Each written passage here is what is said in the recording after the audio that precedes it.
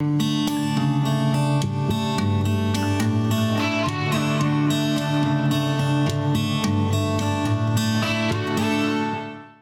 amigos, bem-vindos ao nosso momento dominical de fé e reflexão aqui na Ubra TV.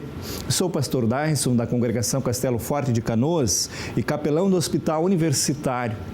Quero começar com uma pergunta. Esse ano que passou foi legal para você? Você conseguiu fazer tudo aquilo que queria?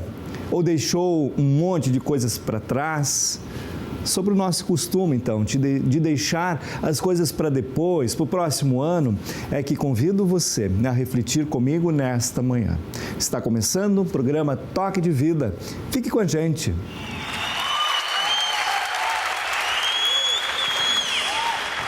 Vamos de pé.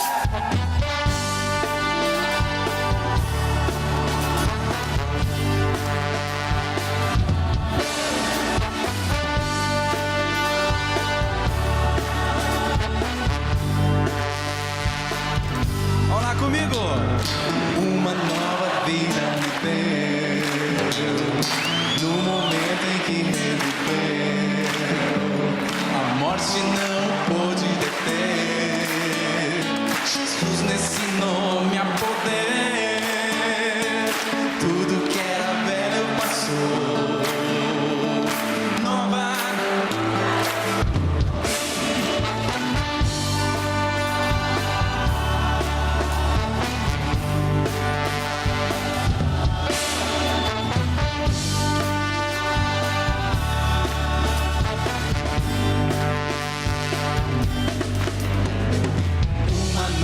Vida me deu, no momento em que reviveu, a morte não pôde deter, Jesus nesse nome, sem poder, que era velho passou,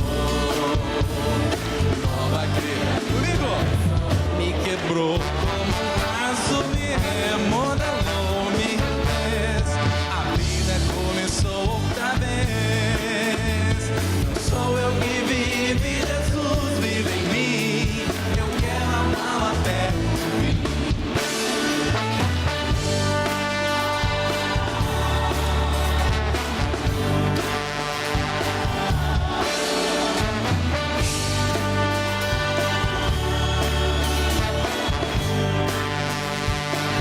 No seu sangue há poder de perdoar e salvar.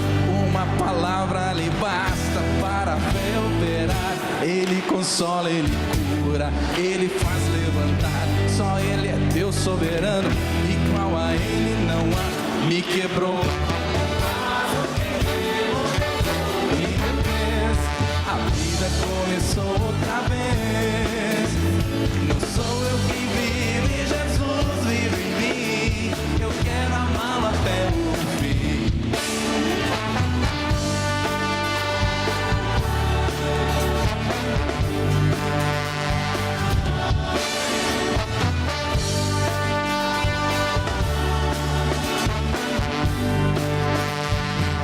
No seu sangue há poder de perdoar e salvar.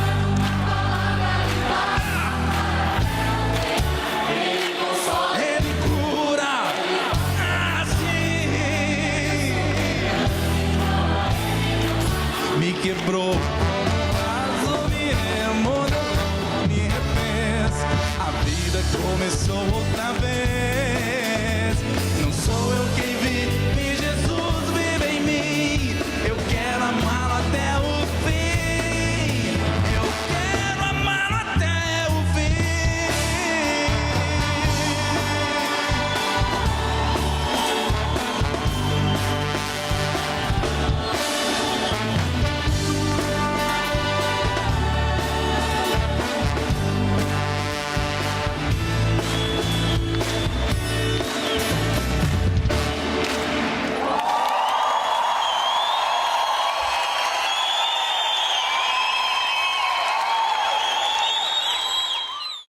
É com muita alegria que convido você para refletirmos sobre duas passagens bíblicas. A primeira passagem está em Eclesiastes 9, versículo 7. Esse versículo é parte de uma reflexão muito profunda do rei Salomão, que, ao final da sua vida, medita sobre a sua própria vida e chega à conclusão que muitas das coisas pelas quais ele lutou não valeram a pena. E ele conclui descrevendo o que no seu entendimento é realmente importante. A segunda passagem está em João 11, 25, palavras de Jesus que se traduzem em esperança. Esperança para quem vê o seu tempo chegando ao final, quem está diante da partida deste mundo em direção à eternidade. Vamos juntos em nossa reflexão nesta manhã? Venha comigo.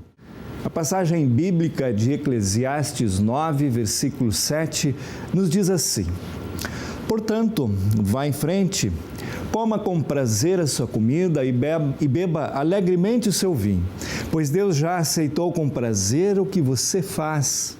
Querido amigo e amiga, essas palavras são de Salomão e nos trazem um importante conselho. Ele está dizendo: aproveite as coisas simples da vida. Se ele estivesse falando para um gaúcho, talvez dissesse assim: não esqueça de tirar um tempo para tomar o teu chimarrão. Se falasse com um capixaba, talvez dissesse: não esqueça de tirar um tempo para tomar um cafezinho. Ou seja, ele percebe que a felicidade não está nas coisas grandiosas, mas nas coisas mais simples do dia a dia. E essa é a conclusão de um homem que teve tudo o que quis: riqueza, poder, luxúria, fama, sabedoria. Ele está dizendo: aproveitem as coisas realmente boas da vida antes que o tempo se acabe. E por que não dizer antes que o ano termine? Vamos adiante? Agora, a segunda passagem escolhida para hoje traz palavras de Jesus que falam justamente àqueles que estão diante do final da sua vida. Enquanto Eclesiastes nos orienta para a vida, o apóstolo João traz palavras que se resumem em esperança para a pós-vida aqui na terra. Ela aponta para um outro tempo que a Escritura chama de eternidade. E o texto nos diz assim: eu sou a ressurreição e a vida. Quem crê em mim, ainda que morra, viverá. E quem vive e crê em mim nunca morrerá. Jesus Cristo é o Filho de Deus que se encarnou em Maria e assim se fez homem e habitou entre nós. Cumpriu a mais alta lei de Deus e se entregou como um sacrifício vivo, pagando assim pelos pecados de toda a humanidade. Agora, para aqueles que creem, este Filho de Deus deixa uma esperança, a esperança da ressurreição e de uma vida eterna no céu junto com Cristo. Isso diz muito a quem está diante da partida, diante do fim da vida. Isso tudo é o que sobra quando todo o resto perde o sentido: esperança.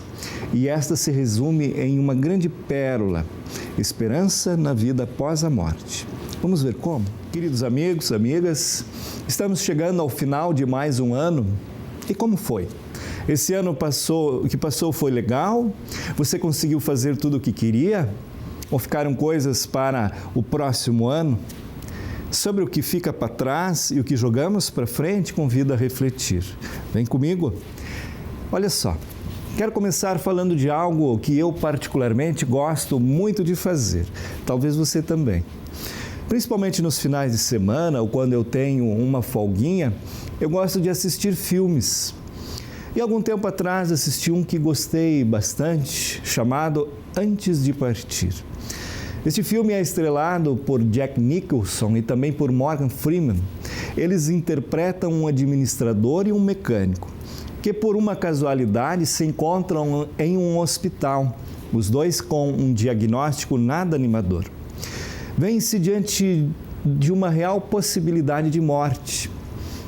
Diante da perspectiva, então, negativa, os dois fazem uma lista de coisas que ainda gostariam de fazer antes de partir, ou seja, antes de morrer. Então, quando saem do hospital, começam a fazer umas coisas assim bem malucas. Eles pulam de paraquedas, apostam corridas de carro, comem comidas esquisitas e buscam por pessoas que há muito tempo não viam. E no final do filme tem uma fala bem interessante que se resume em uma grande verdade. Um dos atores diz assim: a gente vive e a gente morre, e o mundo continua a girar. A gente vive e a gente morre, e o mundo continua a girar. Assim o cinema nos coloca de frente com uma realidade nua e crua. A gente vive e a gente morre, e o mundo continua. Diante disso, pergunta a você: como foi seu ano? Você fez o que gostaria de ter feito? Deixou para o ano que vem algumas coisas? O que você deixou para o ano que vem? Foi agora a primeira vez que você jogou para frente? Ou você vem deixando assim, ano após ano, como que precisa resolver todos os problemas deste mundo primeiro? Se você é alguém que costuma deixar as coisas legais da vida para trás, quero apresentar 2 trechos da Sagrada Escritura. Uma para o momento de viver e a outra para o momento de partir. O primeiro trecho são as palavras de Salomão, escritas no livro de Eclesiastes, que dizem: portanto, vá em frente, coma com prazer sua comida, beba alegremente seu vinho, pois Deus já aceitou com prazer o que você faz. Palavras de Salomão que são completadas por ele mesmo em uma outra passagem, quando ele diz: o resto é correr atrás do vento. Em resumo, ainda que você viva 100 anos, não vai conseguir terminar todo o trabalho. Ainda que você viva 1000 anos, não vai conseguir resolver todos os problemas, nem lutar todas as batalhas, nem sequer responder todas as dúvidas. Por isso, não deixe para amanhã aquilo que te faz feliz. Dê a si mesmo a oportunidade, o tempo de brincar com seu filho, para passear com a sua esposa, para viajar, conhecer algum lugar distante. Dê a você mesmo o tempo para uma boa refeição, um chimarrão, um café, para um bom descanso, para rever alguém que há muito tempo não vê. Dê a você mesmo a oportunidade de viver a vida, aproveitando a vida, sendo feliz, porque Deus já se agradou do que você fez. Para quando chegar a hora de partir, você possa olhar para trás e dizer assim: olha, tudo valeu a pena. E para quando chegar essa hora de partir, então é o que eu trago a segunda palavra, palavra de Cristo que diz: eu sou a ressurreição e a vida. Quem crê em mim, ainda que morra, viverá. E quem vive e crê em mim, nunca morrerá.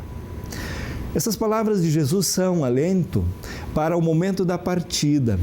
Elas convidam a olhar para a morte e a ressurreição de Cristo e crer que através do Cristo ressuscitado, todo aquele que nele crê tenha também uma esperança viva de continuar vivendo em um outro tempo, um outro lugar chamado eternidade.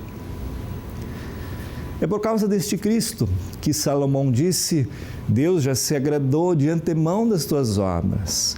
E se Deus já se agradou do que você faz, por que viver querendo agradar homens? Portanto, vai e come com alegria teu pão, bebe teu vinho com um coração muito contente, ou seja, se alegre com a vida que Deus te deu. Sugiro que neste início de ano você também faça uma lista de coisas bem legais para fazer, que no final do ano você as tenha realizado para que a brevidade da vida não lhe pegue de assalto e não lhe jogue no colo a realidade dura retratada no filme que eu citei antes. Lembre-se, a vida é para ser vivida, não para ser suportada. Desejo que Deus lhe abençoe muito neste ano de 2020, que lhe dê muitas vitórias, razões para se alegrar e, acima de tudo, uma vida de fé e sabedoria. Que Deus lhe abençoe nesta manhã. Amém. Quero ainda orar contigo. Gracioso e eterno Pai, recorro a Ti neste instante, em nome de cada filho, cada filha Tua que nos assiste nesta manhã. Quero te agradecer pelas inúmeras bênçãos que recebemos diariamente, mas principalmente te pedir, ajuda-nos a organizar nossa vida e viver com alegria e sabedoria. Que nesse próximo ano tudo seja novo e próspero. Em nome de Jesus. Amém.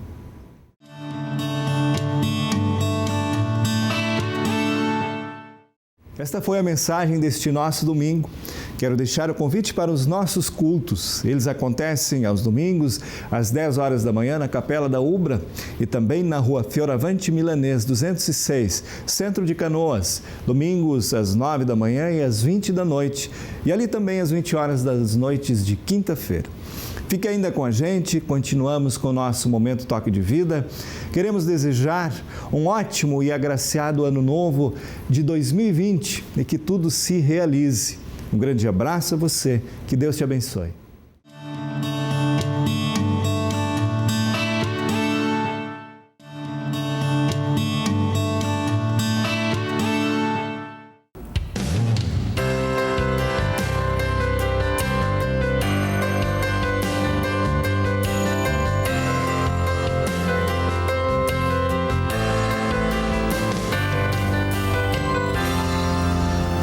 Você está em mais um Toque de Vida em Debate. Hoje nós vamos falar sobre o cristão e as redes sociais.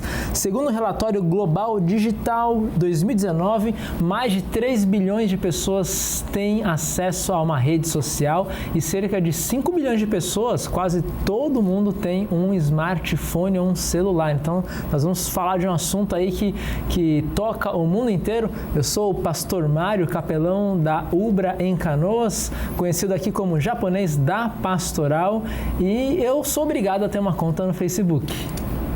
Olá, gente, sou o Max, vocês me conhecem, é bom estar aqui de novo. Trabalho aqui na Ubra também na Pastoral e às vezes eu tenho a sensação que a gente vive um tempo em que estamos cheios de narcisos e narcisas espalhados por aí. Boa tarde, eu sou o Gustavo Becker, sou um colorado vinculado ao curso de comunicação social aqui da universidade. Olá, boa tarde, eu sou Walter Kuchenbecker, trabalho quase há 30 anos aqui na casa e atualmente estou como diretor da Ubra TV. Muito bem, né? Esse relatório ali que eu fiz a referência no início, né? É de 2019, desse ano, então. Ele fala que 3 bilhões e meio de pessoas, né, possuem uma rede social, né? Que é quase metade da população do mundo inteiro. E esse relatório fala também que a maioria acessa a rede social e a internet por meio do telefone celular, né? E pessoas entre 16 e 34 anos representam a maior parte dos usuários. Então, rede social e esse acesso à internet também é um fenômeno que acomete bastante os jovens, né? Acho que a gente pode começar falando um pouco sobre isso, né?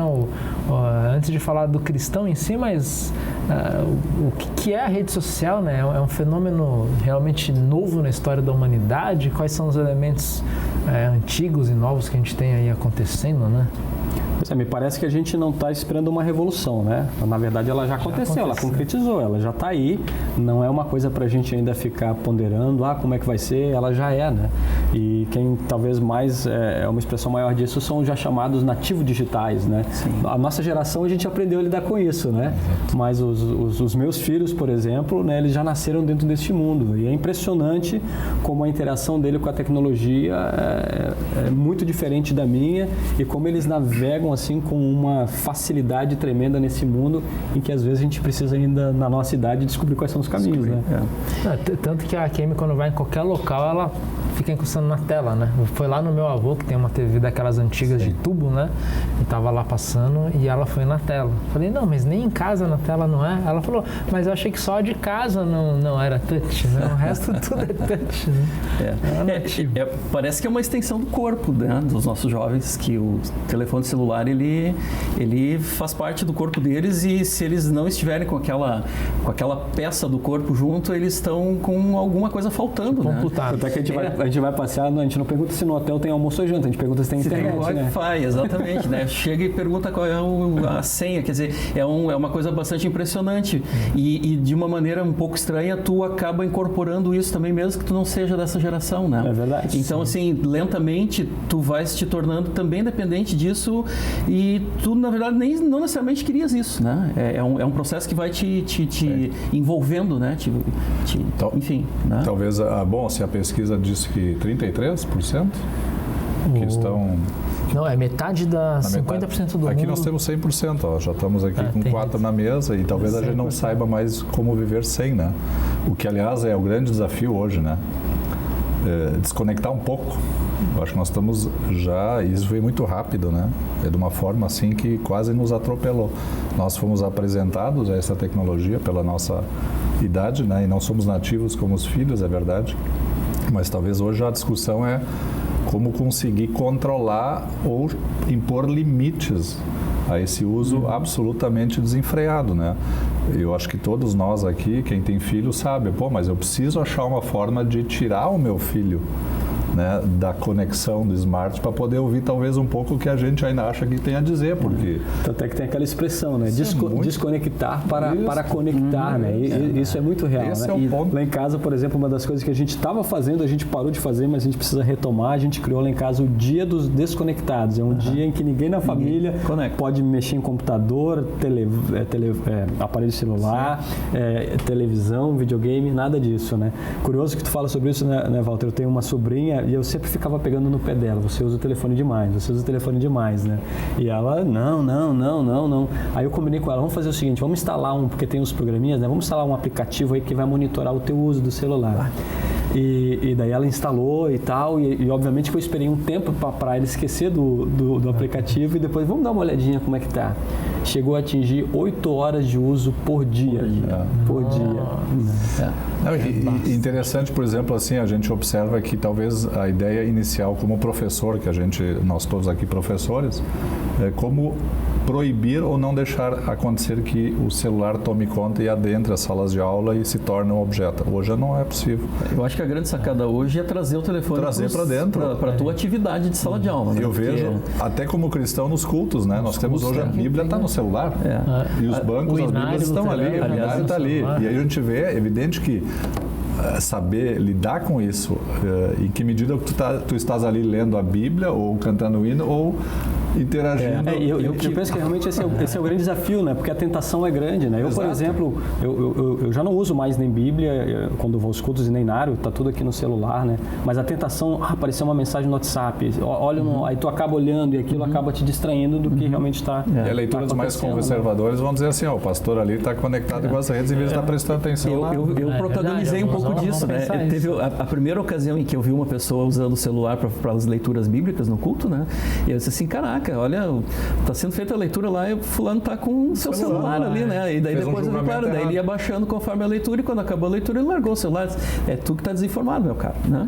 Então assim, até que tu incorporas isso num processo, claro, isso já foi um bom tempo atrás, mas assim, é aquele choque, né? De que o teu suporte passa a ser outro, né? E a riqueza é tremenda, né? Porque falando, por exemplo, de aplicativos da Bíblia, né? O que eu uso, por exemplo, você tem ali uma enormidade de versões diferentes, em línguas diferentes, traduções diferentes, né? Então, até de repente, se uma coisa ficou confusa lá na leitura, numa tradução, vamos dar uma olhada no que tem na outra, você automaticamente vê uma outra tradução, consegue até ler, para quem manja um pouquinho, um original no grego, no hebraico, né? Então, a coisa se torna muito rápida, dinâmica e fora que as anotações que você faz no celular ficam lá salvas em qualquer local e aparelho, você tem acesso ao que você anotou sobre o texto bíblico. Né? Exato. Agora o desafio, como eu acho que é o grande desafio dessas mídias, é como estabelecer limites e não deixar com que alguém, os nossos jovens e crianças, andem em muitas outras plataformas ou sites ou coisas que a gente tem acesso na internet que não seja educativo de fato, né? Porque está tudo junto, né? Quando tu abre isso aqui, tu está abrindo o universo todo aqui. Não dá para proibir o uso. Não dá para proibir, mas como tu controlar? Como tu manter ou só jogos ou só acesso a sites que não são tão interessantes para a idade que eles estão. Esse parece ser o grande desafio de qualquer coisa na Bíblia, né? Na vida, né? É buscar o equilíbrio entre as coisas, né? Porque a gente facilmente pode ser dominado, né? Eu fiz na abertura a menção à história de Narciso, né? E eu fiz isso baseado numa leitura que eu fiz que eu achei muito interessante, em que o autor, ele falando um pouco sobre a mídia social, ele faz uso do mito de Narciso, né? E todo mundo conhece basicamente a história de Narciso, um cara super lindo, mas ao mesmo tempo muito cheio de si, orgulhoso, né? E por causa disso ele foi castigado e ao ver a sua imagem espelhada na água, ele se apaixonou tremendamente por si mesmo. A sua imagem, na verdade, espelhada na água, e não conseguiu mais tirar os olhos daquilo, né? E acabou vindo definhar e a morrer em virtude disso, né? E daí o convite que o autor do livro fazia era o seguinte: de certa maneira está acontecendo isso, né? E a gente não está vendo assim a nossa imagem espelhada na água, mas está vendo ela espelhada no celular, e a gente não se dá conta de que aquela imagem espelhada aquilo não sou eu mesmo, né? É uma extensão de mim, ou uma expressão de mim, mas não sou eu mesmo, né? E a gente poder entender que as mídias, e o celular é uma das maneiras em que nós mediamos relações, né?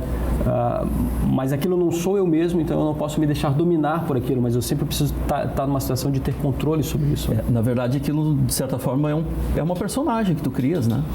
É uma personagem que o indivíduo cria, que implanta naquele espaço que é dele ali, né? E que vai alimentando, e que vai construindo dentro de um certo modelo, formato, padrão, estilo que ele entende que seria interessante conceder para aquela personagem, né? Então, é exatamente como tu diz, não sou eu, né? Não necessariamente nunca vai ser, inclusive, a totalidade da minha vida, né?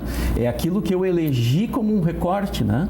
Então, assim, e aí, de repente, tu começas a levar por demais aquilo a sério, né? E daí aquele recorte é o teu foco, aquele recorte é o mais teu... fazer a distinção. Exatamente. Gente, né? eu quero trazer para nossa conversa um vídeo que tem como título Influência nas redes sociais. Vamos dar uma olhadinha nele e a partir dele também continuar comentando esse assunto. Você certamente já ouviu falar das redes sociais, certo? Mas você sabe o que elas são?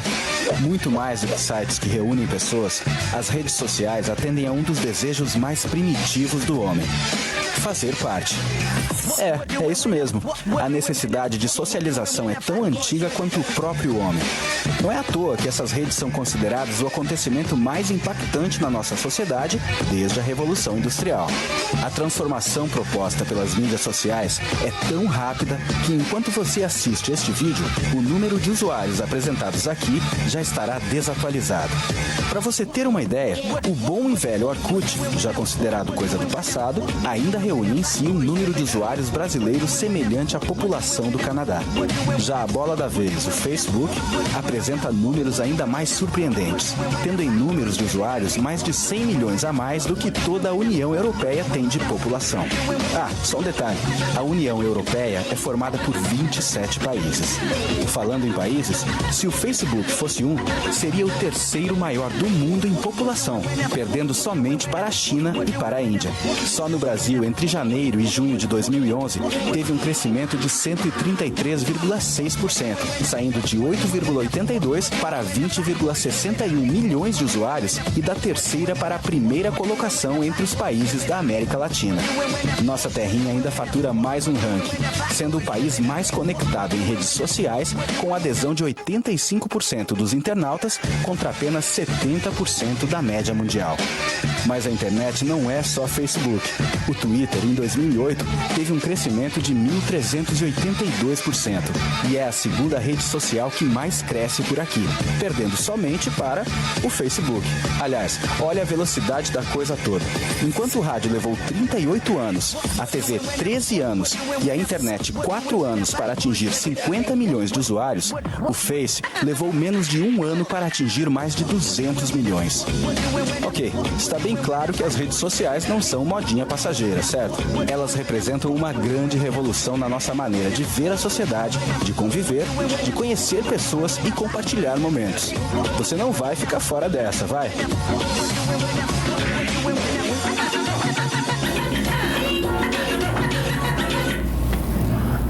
Observa que coisa interessante, né? Um dos sentimentos mais antigos, talvez, do ser humano é o seu desejo de viver em comunidade.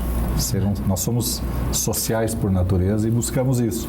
A ideia de querer se relacionar e estar em comunidade, ou seja, estar pertencendo a um grupo, ela é mais antiga do que toda a humanidade, né? Enfim, já sempre teve esse sentimento, né? Da coletividade. Aliás, olhando isso aí, como isso avançou e como muda, se nós lembrarmos quando inventaram, né, o código Morse, os primeiros contatos de telefone, foi um achado. Conseguiram se conectar. Nós estamos ouvindo a Segunda Guerra Mundial, né, que houve um grande avanço nessa área da comunicação, e o telégrafo, né? Vocês lembram do fax? Quando inventaram, eu falei, não acredito. Estou recebendo uma página do outro lado do mundo. E foi assim, acontecimentos. E depois já outros meios aí, enfim, desde Gutenberg, a imprensa, enfim. E isso é tão rápido que hoje, tu vê há quanto tempo nós estamos aqui lidando com isso, 10, 15 anos, talvez 20, com uma celeridade incrível, mas com sempre o mesmo sentimento. Eu quero estar em grupo, eu quero pertencer, eu quero estar compartilhando ideias e sentindo reações, e quero me sentir dentro de um coletivo, né? Porque essas mídias, na verdade, plataformas são isso, são de certa forma nos aproximam. Essas redes sociais acabam ampliando muito a tua capacidade de fazer isso, né? Porque ampliam o teu ciclo de relacionamento de uma maneira tremenda. Na verdade, as redes sociais são exatamente o que a gente dizia, que elas existem desde a eternidade, né? Essas são as redes sociais na internet. Né? Quer dizer, e aí a transformação dos números, né? E a possibilidade disso se tornar, e tu ter acesso a pessoas e outras se alcançarem, enfim, né? Acho que a grande sacada é essa. E aí quando diz ali, né? Você não vai querer ficar de fora dessa, né? Então, por conta disso, às vezes o cara entra numa vibe assim de realmente quase que perder o controle, chegar nas 8 horas diárias e, enfim, porque ele não pode perder o que está acontecendo. E daí tem uma coisa interessante, né, Gustavo? Ao mesmo tempo que se te amplia um monte, isso é muito bacana, né? Imagina, eu me lembro quando eu era criança, eu me correspondia com um grupo de crianças da Alemanha e as minhas cartas levavam 30 dias para chegar lá, né? Quando chegavam, normalmente elas chegavam, pelo menos era a perspectiva que eu tinha. E eu morava ali no Pará, né? No meio ali da floresta amazônica, 30 dias. Hoje em dia você conversa com alguém, então isso ampliou muito. Mas apesar dessa facilidade de ter crescido imensamente, de eu falar com pessoas distantes, me parece que talvez tenha aumentado a nossa dificuldade em nos relacionarmos com quem está sentado do nosso lado, né? Não é incomum verdade. Você, mesmo em escolas, aeroportos, na família, o pessoal está todo sentado como nós estamos aqui, mas está cada um aqui, ó. E tu sabe que nesse sentido tem um escritor francês, o Dominique Bolton, né? Ele fala numa solidão interativa, né? Que então, assim, eu tô ali interagindo com o mundo todo, né? Eu tô tendo acesso às informações que estão acontecendo em tempo real do outro lado do mundo. Eu tô falando com o meu filho que está em outro lugar, enfim, mas eu tô, de certa forma, num processo muito solitário, né? E realmente a família está reunida, mas ela está cada um com o seu telefone ali, né? Então, assim, é uma interação solitária, né? E uma solidão interativa, né? Fazendo o inverso. E isso realmente é um elemento complicador e muito preocupante. Né? Porque se tu não tem o limite do processo, tu pende pro lado que efetivamente vai te levar a um distanciamento das pessoas, né? Acho que tem um escritor norte-americano que é o McLuhan, que ele fala dos meios quentes e frios da comunicação, né? Sim. Então ele diz que a televisão e eu acho que se ele estivesse falando da internet hoje também, são meios frios porque elas exigem muitos sentidos, né? Você tem que estar sentindo tudo, né? Então você tem que ter um contato superficial, né? Enquanto que rádio e telefone, né, por exemplo, requer um sentido, então você tem que ter uma atitude de atenção total voltada àquilo e é mais profundo, né? Exato. E querendo ou não, presencial, ele ao mesmo tempo é frio no sentido de que você tem que estar voltado 100% àquela pessoa com seus sentidos inteiros, mas também requer uma profundidade como um meio quente de comunicação, claro. Né? E eu acho que realmente os jovens, eles têm uma dificuldade maior de um aprofundamento no sentido presencial da coisa, né? Por estar muito nesses meios mais frios de interação, que requer uma conexão de todos os sentidos, né? E as habilidades desenvolvidas acabam sendo diferentes, né? Porque são maneiras diferentes de se relacionar, então as habilidades envolvidas são diferentes, né? Claro. Quero convidar vocês para assistir mais um vídeo, agora é um depoimento do Adelar Munievich, que também vai falar sobre esse tema com a gente um pouquinho. Olá, eu sou o pastor Adelar da Hora Luterana e eu tenho uma opinião bem simples sobre esse tema tão importante, o cristão e as redes sociais. Eu creio que nós não estamos no mundo apenas para defender uma pessoa, não estamos aqui no mundo apenas para defender uma sigla e nem tampouco para gastar todo o nosso tempo defendendo uma bandeira ou uma cor do nosso time de futebol. Eu penso que a gente devia gastar o nosso tempo com coisas que realmente agregam e que valem a pena. Não que as outras coisas não sejam importantes também. Gaste o seu tempo não só para ser um advogado de Deus, mas para ser uma testemunha do seu amor em Cristo Jesus. O apóstolo Paulo, na carta aos Coríntios, no capítulo 10, versículo 31, ele diz assim: quer vocês comam, quer vocês bebam ou façam qualquer outra coisa, façam tudo para a glória de Deus. E nesse qualquer outra coisa, eu penso que as redes sociais estão incluídas. Então, seja uma testemunha do amor de Deus em Cristo evite polêmicas e faça coisas e poste coisas e gaste seu tempo com aquilo que agrega e testemunha o amor de Deus. Interessante, né? Ele traz ali o elemento da gente testemunhar o amor de Deus na rede social, né? Esses dias eu estava pesquisando um vídeo para o programa, né? E me deparei com um clipe de uma música da Claire Clarkson, que é Because of You, que ela fala sobre a relação dela com o pai dela. E num dos comentários ali que eu porventura li, a menina fala: olha, essa música me faz chorar e me faz pensar em me matar porque descreve o que meu pai foi para mim na infância, né? E de 5 anos atrás esse comentário, eu falei, o que será que aconteceu, né? E fui lendo os comentários que as pessoas foram colocando, né? E assim, de cada, sei lá, li uns 10, todos ou autoajuda ou alguns bem cruéis, do tipo, menina, cresce, que a vida não é só isso, né? E aí tinha um comentário de uma menina cristã, né? Ela colocou, olha, eu não vou, Jesus te ama, me ligue, colocou o telefone. Se você continuar lendo essa mensagem, ela colocou um texto embaixo, né? Se você continuar lendo essa mensagem, eu vou colocar esse texto aqui, caso você esteja lendo. Então ela colocou ali a primeira linha para a menina ler, Jesus te ama, me ligue, e colocou o telefone dela assim aberto ali, né? E eu achei interessante a forma dessa menina testemunhar, né? Ela depois eu não sei o que aconteceu, não consegui ler todos os outros comentários, né? Mas acho que o cristão realmente ele pode ser uma testemunha de Jesus nas redes sociais também, né? Outro dia, nesse sentido, a gente estava participando do Fórum de Teologia que houve aqui na universidade, né, mês passado, e numa discussão também sobre essa questão das mídias e tal, eu falava sobre a questão da identidade e da imagem, né, do indivíduo, considerando que a identidade é aquele elemento que tu não tens como negar, né? O meu RG, a minha identidade, mostra ali em que dia eu nasci, em que local, o nome dos meus pais, e aquilo é indiscutível. Já a imagem, ela pode ser mexida, né? Ela pode ter a sua, enfim, uma carcaça ali que de repente eu construa o tal personagem, né, a respeito dela. E aí foi muito bacana que o professor Nerbas complementou, dizendo que, além disso, né, nós temos a nossa imagem, a nossa identidade, cristã, né, e que esta identidade cristã nossa, da mesma forma como eu disse que eu não tenho como negar o local e a data em que eu nasci, eu também não deveria, né, negar a minha identidade cristã, que deve me acompanhar nos meus atos e nas minhas postagens e no meu modo de agir nessas redes, né? Porque efetivamente isto é uma oportunidade de testemunhar, né? É verdade. Então, assim, realmente a nossa identidade civil e cristã devem seguir juntas, né? E naquilo que a gente vem a fazer. É verdade. Agora, é interessante também que, se por um lado as redes nos aproximam e nos unem, elas também já estão sendo causadoras e geradoras de muita polêmica, muita divisão, talvez também numa proporção cada vez mais assustadora. Todos nós aqui, eu acho que já testemunhamos como tem gente que se ofende com mensagens, sai do grupo, né? Não gosta, não curte da forma, quer dizer, porque a gente joga na rede uma impressão, às vezes, minha naquele momento, e uma reação, às vezes, que tu não consegue explicar na sequência, porque tu só larga palavras.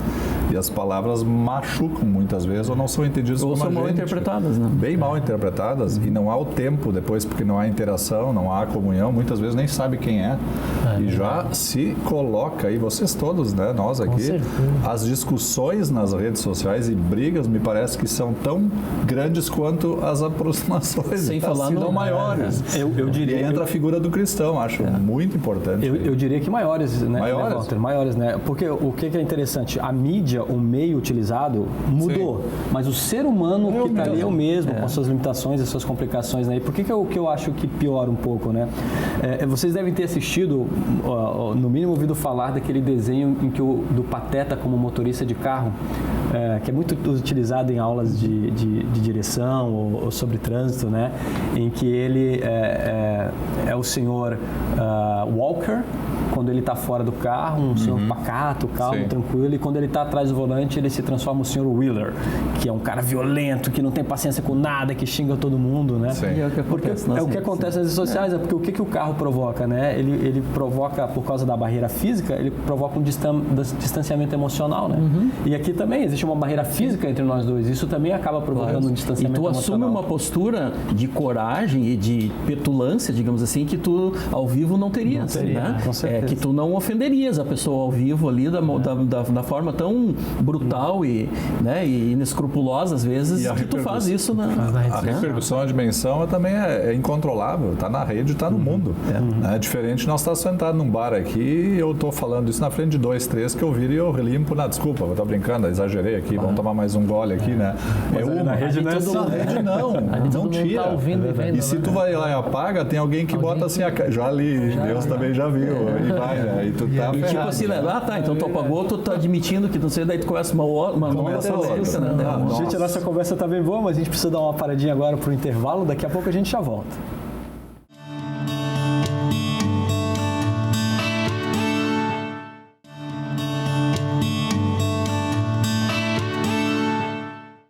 Muito bem, voltamos aí para continuar falando sobre o cristão e as redes sociais e nós vamos direto para a primeira pergunta de hoje. Oi, eu sou a Mariana Machado e eu gostaria de saber como evitar o vício nas redes sociais. Muito bem, vamos sortear então para ver quem vai responder para a Mariana.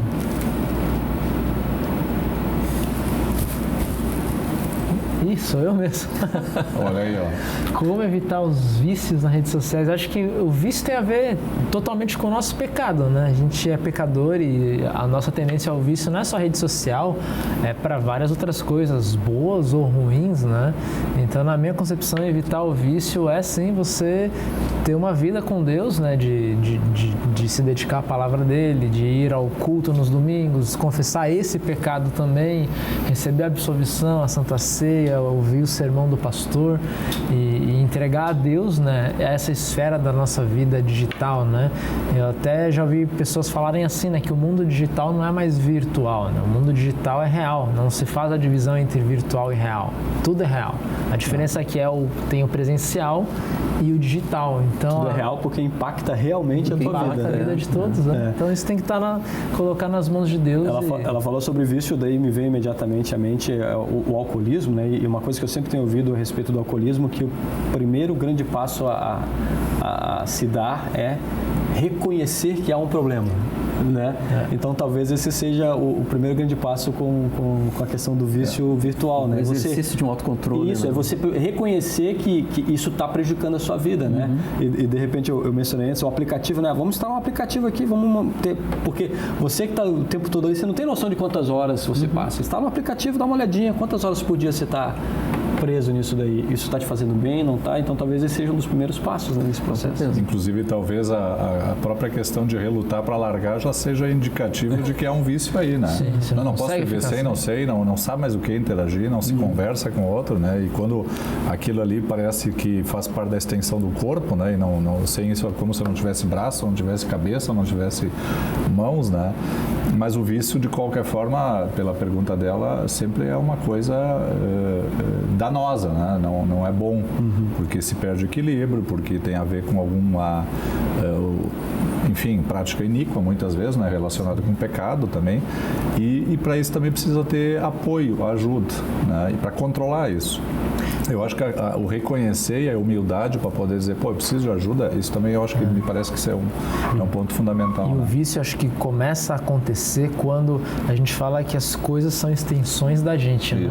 O vício é quando a gente é a extensão daquela coisa. Isso, e ela nos domina, né? Ela nos domina. Ela passa a gente falou sobre vício, eu me lembrei agora, né? Como esse mundo virtual ele também começou a dar origem a síndromes, né? Eu li não faz muito tempo sobre uma síndrome, a sigla em inglês, SOMO, Syndrome of Missing Out, que é uma angústia excessiva causada quando você, por alguma razão, não está conectado e fica angustiado porque você não está acompanhando ou conseguindo acompanhar o que está acontecendo nas redes sociais. Sim. E isso provoca em você uma angústia, uma ansiedade tremenda que te prejudica. Então, isso vira uma síndrome na vida da pessoa. E, de certa forma, a pessoa não necessariamente sabe o que ela vai fazer ali quando ela acessa.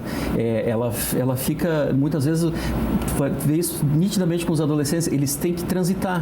estar, eles abrem o Instagram, eles vão pro Face, eles buscam os e-mails, eles têm que estar ali, eles têm que ver o que está acontecendo, eles têm que ver o que o Max postou, mas eles não têm um propósito, né? né? Só E às vezes se querem interagir, né? Não há um propósito naquele consumo ali, a questão é estar ali, né? E efetivamente esse é um vício enlouquecedor, né? É verdade. Enfim, é uma coisa que realmente o cara não, né? Assim, descarregou a bateria, gente, é um desespero, né? Tem que agora eu tô forçosamente desligado, né? Então... A pergunta a conversa tá boa, mas a gente vai para uma segunda pergunta agora. Vamos acompanhar. Olá, meu nome é Vinícius e Bastos Dias, eu sou de Canoas e quero saber como me comportar sobre as fake news nas redes sociais. Essa pergunta é boa, ainda bem que não sou eu que começo a responder, eu já fui.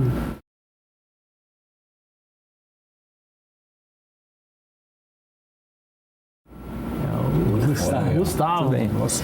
Bom, eu penso o seguinte, com relação às fake news, a gente tem que ter um senso de crivo, né? A gente tem que tentar buscar minimamente uma veracidade, enfim, né? Quer dizer, eu preciso primeiramente ver quem postou isso, né? Qual é o site, qual é o veículo, qual é a origem dessa postagem, né? Eu não posso simplesmente me jogar na leitura e transformar aquilo numa verdade, né? Então, eu tenho que ver a origem daquilo, eu tenho que ver se é um veículo, né, confiável. Tem sites que caçam fake news. Pois é, ali, exato. Né?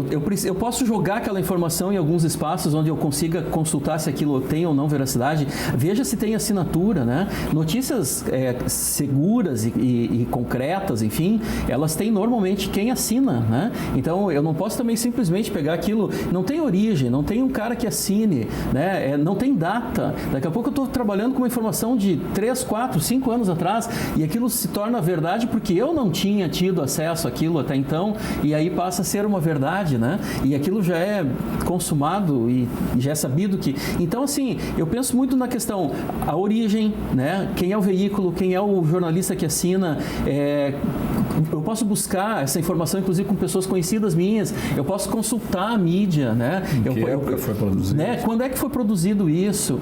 Eu penso que muito das fake news já se dissolve com essa meia dúzia de pequenos atos, né? Sim. Que justamente tendo acesso tão tranquilo à rede, né? Eu já resolvo, né?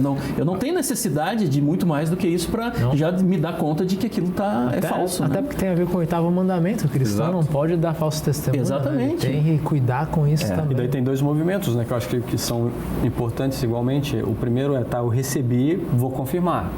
É verdade ou não é verdade? Óbvio, se não é verdade, então eu não vou passar adiante. Já morre ali, né? Mas talvez mais do que não passar adiante, eu vou informar para aquele grupo do WhatsApp. De onde pessoal, veio, isso é fake, tá aqui, né? E dou as informações que demonstram, para que as outras pessoas também não fiquem perdidas no meio dessas informações falsas. A gente começa a ver já em alguns grupos uma coisa bacana, né? Quando a pessoa que postou, dali, às vezes 15, 20 minutos, entra e diz assim, pessoal, foi mal, era fake, né? Então assim, tô retirando e tal. Então assim, quando tu começa a exercitar realmente isso que tu falas, né? De, eu agi por impulso, gostei, achei bacana, já mandei adiante. Quando eu fui olhar, caraca, isso não podia estar aqui, né? Então... E foi feito um estudo, acho que saiu super interessante até, eu li em algum lugar, de que as pessoas tendem a compartilhar fake news justamente porque corroboram as opiniões dela, então elas não estão nem aí se é mentira ou verdade. Né? E o próprio sensacionalismo, né? Quando a coisa tem assim um caráter meio de, né? Que vai gerar um furor, assim, né? A pessoa tem uma tendência natural, né? Humana, né? De, não, isso aqui vai causar impacto, né? Então, tu larga, depois tu vê o que acontece. Né? Revela logo a maldade do ser humano, né? Quer dizer, está bem implícito. Eu não dirás falso testemunho, né? O 8º mandamento nos lembra isso. Agora, é aquela coisa, a água morra abaixo, fogo morro acima, ninguém segura. Depois que está lançado, palavras ao vento, uma coisa complicada. Mas esse é o grande problema das redes sociais, né? Jesus foi vítima de fake news, né? Ele foi acusado de blasfêmia, mas ele estava falando a verdade, né? Ele era o Filho de Deus realmente que veio morrer e salvar toda a humanidade, né? Então, uma fake news que foi compartilhada pelo Sinédrio, pelos fariseus, foi crescendo a tal ponto que contaminou toda a multidão que levou ele. Isso só exemplifica cruz, aquilo né? que eu falei antes, né? A mídia mudou, né? Antes, no tempo de Jesus, era no boca a boca. Mas as Agora redes tá no celular. estavam lá, Mas né? o ser humano, o ser humano é o mesmo, né? Então o ser humano é o mesmo, né? A dimensão é que é diferente hoje, né? Antes lá no Mar da Galileia, do lado de ver quem estava ali, os 12, mais os discípulos, mais o povo ali. O quanto e tu eles alcançava levavam de pessoas. levavam meses para chegar lá no outro lado, né? Enfim, hoje, puf. Então a dimensão do mal, do dano é maior. Mas eu acho que o combate é isso, é checar a fonte, né? Dar uma palavra, muitas vezes, de estímulo, né? De orientação, né? Porque é uma desinformação grande, às vezes, quando se propaga, né? E quando se recebe, poucos, talvez, são os que fazem a leitura de, bom, repasse imediatamente, né? E a gente é vítima disso todo dia, recebe coisa, bom... E às vezes coisa é só questão do tempo, né? Porque de fato aconteceu, não é mentira. Só no tempo. 10 anos atrás. Exato. Ou a versão daquele fato é completamente esdrúxulo, né? Eu me lembrei agora uma situação interessante. Uma professora de uma escola nossa, na aula de ensino religioso, estava justamente refletindo com os alunos sobre fake news. Ela fez uma atividade, né? Pediu que eles elaborassem fake news. E eles elaboraram e uma dessas fake news vazou. E ao vazar, ela causou fogo, porque falava a respeito de uma situação da escola, mas não era verdade, era só um exercício, né? Mas ficou bem evidenciado para os alunos o poder destrutivo que as fake news têm. Olha que interessante. Bom, gente, nosso programa está chegando ao fim, a conversa estava excelente, foi um prazer estar com vocês, né? Obrigado a todos que nos acompanham, que Deus abençoe a todos. Um abraço aí a todos vocês de casa, Gustavo. Valeu. Obrigado. Belo papo, muito bom.